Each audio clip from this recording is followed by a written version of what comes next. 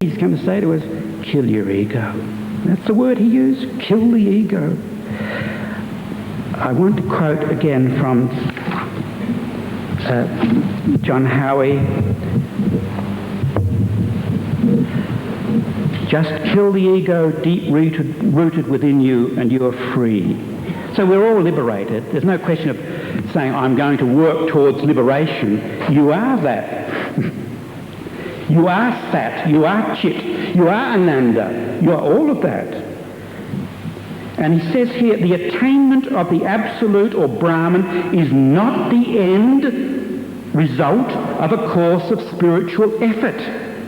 Man's belief that he is just a man rises from delusion. I was lovely to meet Bert just before I spoke, because I remember years ago Bert telling me how he went to Ramana Maharshi's sacred place in India.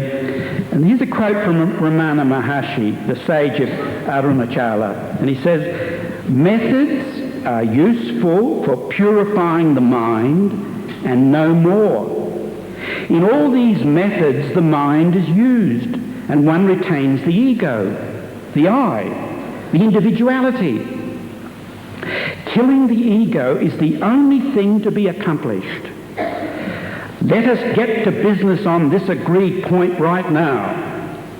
In the indirect methods, the final question gets indefinitely postponed. In the direct method, the final question is the only one, and it is raised right at the beginning. And Baba has stressed this again and again and again. I've done some of these things myself. Some of you bathed in the Ganges. I thought, well, I should bathe in the Ganges. Everybody bathes in the Ganges, a sacred river. And I'm not knocking this, but, Baba says if liberation was to be attained through bathing in the Ganges, look at all the fish in the Ganges. They'd all be liberated. And he says about people, and you see people, and they've got dust all over their faces and all over their bodies and everything else. He said, well, if that gave you liberation, look at all the donkeys and others. They're rolling in the dust. And so we go into all these, far-fetched sorts of things which we think are going to make us liberated. And they fatten our egos, really. The sacred activities, and this is Baba again, like rituals and sacrifices laid down in the Vedas, cannot confer liberation. They help only to cleanse the consciousness. It is said they raise man to heaven. But heaven too is but a bond, a concept of mind. The freedom that makes one aware of the truth, of his own truth, can be gained only through listening, thinking about what you've listened to, and deeply considering its validity and significance. And that is the value, I think, as Howard said and Sam mentioned, of listening to lectures, of discussions together, pondering on it. So it's just cleansing the consciousness, the mind, in order to focus inwardly to the depths of your heart, where Jesus has said too, the kingdom of heaven is within you. It's there already. You've just got to experience it.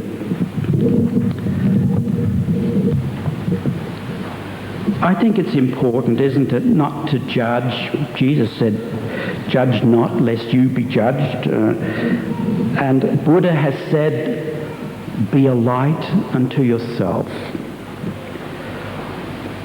We seem to be at all differing levels of evolution. And I'm not here to tell as how said to what you must do and not do, etc. But it's true, as Baba says, man was long born a mineral and died a mineral. Then he promoted himself, we should put there he promoted himself as a tree. He was long born a tree and died as a tree. But in the process he got promoted as an animal. But he has now risen into the status of man. This rise from one scale to another has been acknowledged by science and spiritual experience. Now, alas, he is born as a man and dies as a man. Praise is his due only if he rises to the divine status. This is real fulfillment of his destiny. We have to be divine. Like as St. Paul said, I live now, not I, not ego, but Christ lives in me. We should all be able to say, I live now, not I. Sai lives in me. And Sai doesn't just refer to the form of Satya Sai Baba. Sai equals Atman, equals Brahman, equals the transcendent God, equals pure consciousness. This is Sai. And this is who we really are. So it's important to realize, as Sai Baba has told us, that we should get to the point of living divinely. And when you get to that point, everything is God. I used to be saddened at puja parties sometimes to see people rushing to, I want to see Sai Baba in his beloved form. I would love to kiss his feet. I'd love to have a personal interview with him. And yet even I must get in the front line. If I get in the front line, I got more chance. Push aside other people and all that sort of thing. And all is God. I'm pushing aside somebody who's God in order for me to get forward because this is really God. We do that, don't we? And it's sort of childish in a way, but that's the way we are. And yet Baba says the entire phenomenal world is made up of pure consciousness. It is unseen, permanent, and pervasive. So this pure consciousness which is within all of us, which is kind of muddied up by our ego and our thoughts, and which we need to sort of clarify to realize I am the divine, I am pure consciousness. And to have real faith in that. I teach a lot of work in the area of human resource development, and there's great emphasis on self-concept and self-regard and all that stuff. And the danger of that is, you base your self-confidence in your body or in your mind and that sort of thing. But this real, what Baba calls Shraddha, I love that word, Shraddha, in the self that you are, that is the base of the spiritual pilgrimage.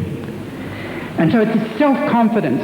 And men like Vivekananda, they died relatively young, didn't they? But they stood up and they proclaimed this and said, don't be like a sheep. You're a lion. Everyone here is a lion. You're God. The deepest reality of who you are. And that is the basis of all your confidence in your living. Live as God. And when you begin to live as God, then, as Baba says, there's no karma. There's no acquisition of karma. He is the doer. So there's no karma accrued. You have this what's called nishkama karma. When you say, well, here am I'm relating to you, Baba, but all the fruits of what I do, I don't want them. I mean, they're all yours. You give up the fruits of your actions. But that's nishkama karma. What you've got to move towards is what's called anasakti karma yoga, where he's just the doer. Everything, doer. There's no question of giving up, not just, he's the doer. So, as Baba said, live as God. Keep saying with your mind, and that's probably a key that Baba gives us, I am God. I am not different from God. So the purpose of living is to achieve living in God. God is love. And that idea of unity, because your conference theme is on unity and diversity, we think of love in a romantic sort of relational way, don't we? I love somebody. I may love them unconditionally or I love them conditionally. That's not the love that Baba's talking about. Love, when we say God is love, This idea of love gives forth the Shiva Shakti, because the Shiva is pure consciousness and the Shakti is energy. That's the beginning of the opposites. And the cement that holds it all together in meaningful existence is love. That is the love, the bond, if you like, of all that exists, love. And that's the love that we see. Live in love. Unity is love. Manifestation is the great force of love made visible. Manifestation is really only objects appearing in awareness. So dynamic divine awareness is energy. Awareness is life. Life is love. Live in love. And we've got to play the game of life. It's no good just sitting back and saying, well, I'm God. I think I'll just go to sit in the cave somewhere or other. No. Baba says, play the game. And it is a big game in a way, but I'm divinely playing the game. I'm in this sort of package, if you like, but I'm playing the game. But I do that as God. And I got to try to live constantly as God, see all as God. That's why Baba said to me, bang, bang, bang, be good, see good, do good. Isn't that the truth? That's what we've got to be. When I was a little boy, and I'll conclude because you've got to sit on your bottoms on those seats and it's hard, isn't it? I learned a poem called The Seed Shop. And it ties up pretty well something of what I've been talking about this morning. And I remember this poem because it was written by a Muriel Stewart and it talked about seeds. And they're all dead, and they're all shriveled up, and they're all dry and scentless. But she thought of gardens and meadows running through my hand. And I've never forgotten the final lines. It said, here in their safe and simple house of death, sealed in their shells, 1,000,000 roses leap. Here I can blow a garden with my breath, and in my hand a forest lies asleep. Isn't that a wonderful thought? You can hold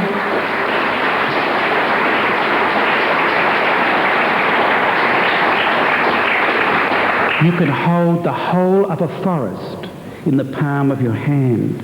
And that's the mystery of life and beauty that's hidden in what look like dead little seeds. And yet given the right environment, the nourishment they need, the sun and all that, they can come to their full flowering as a great tree perhaps with fruits and sometimes giving off a wonderful fragrance to the universe. And we begin life in our mother's womb, just that little combination of cells. And we're born into this world. But the potentiality in that seed, God's seed, is there. And if we get the nourishment that we need, if we meet the teachers that help us, if we're privileged, and you are privileged, every one of us is privileged to know of Sai Baba, the great teacher, the great lover.